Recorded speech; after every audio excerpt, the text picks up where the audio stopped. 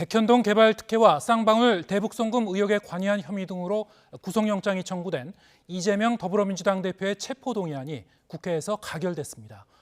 어제 이 대표가 사실상의 부결 호소문을 올렸음에도 민주당에서 적어도 29표의 이탈표가 나온 것으로 보입니다.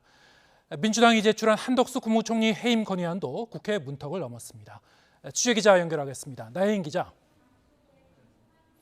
네, 국회입니다. 네, 오늘 국회 표결 결과 자세히 전해주시죠.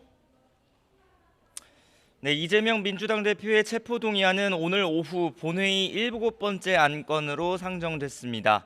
오늘로 22일째 단식을 이어가며 입원 중인 이 대표와 해외 순방 중인 박진 외교부 장관, 또 구속 상태인 윤관석 의원을 제외하고 295명 의원 전원이 출석해서 표를 던졌습니다.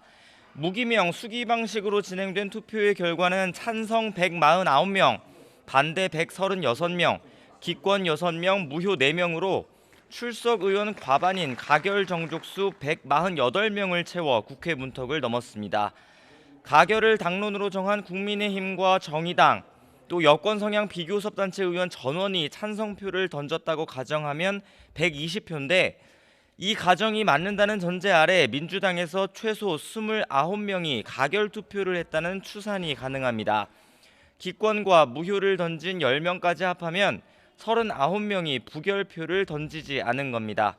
이로써 지난 18일 구속영장이 청구된 이 대표는 법원의 영장심사를 피할 수 없게 됐습니다. 네, 여야 반응은 어떻습니까? 네, 국민의힘은 방탄을 위한 그 어떤 꼼수도 법치를 피해갈 수 없다는 게 다시 한번 증명됐다고 평가했습니다.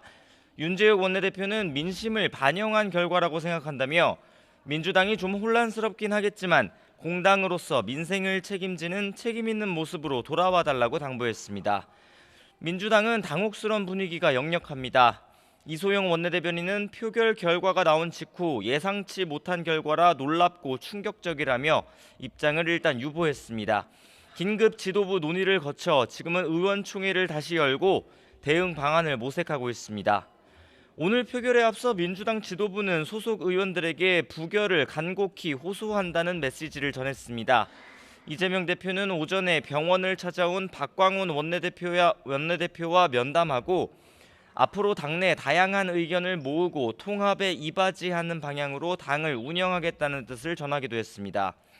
종일 국회 앞에서 대규모 부결 결의대회를 이어가던 이 대표 지지자들은 가결 결과에 반발하며 저녁에도 집회를 이어가고 있고 일부는 국회 진입을 시도하기도 했습니다. 국회 사무처는 주요 출입문을 폐쇄하고 경비를 강화하고 있습니다. 네, 그런가 하면 한덕수 국무총리 해임 건의안도 오늘 국회를 통과했죠. 네, 한덕수 총리 해임 건의안은 이 대표 체포동의안 바로 직전에 안건으로 올라서 표결이 됐습니다. 역시 295명이 표를 던져서 찬성 175명, 반대 116명, 기권 4명으로 가결됐습니다.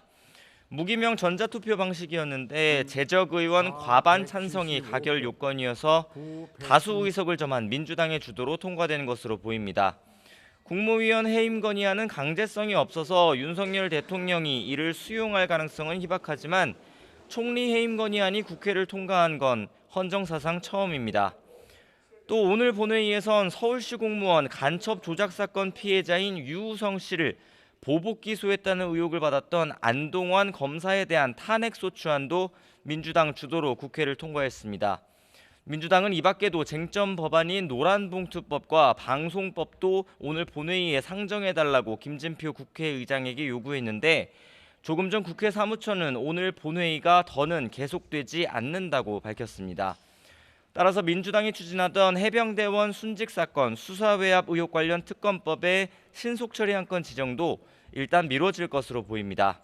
지금까지 국회에서 전해드렸습니다.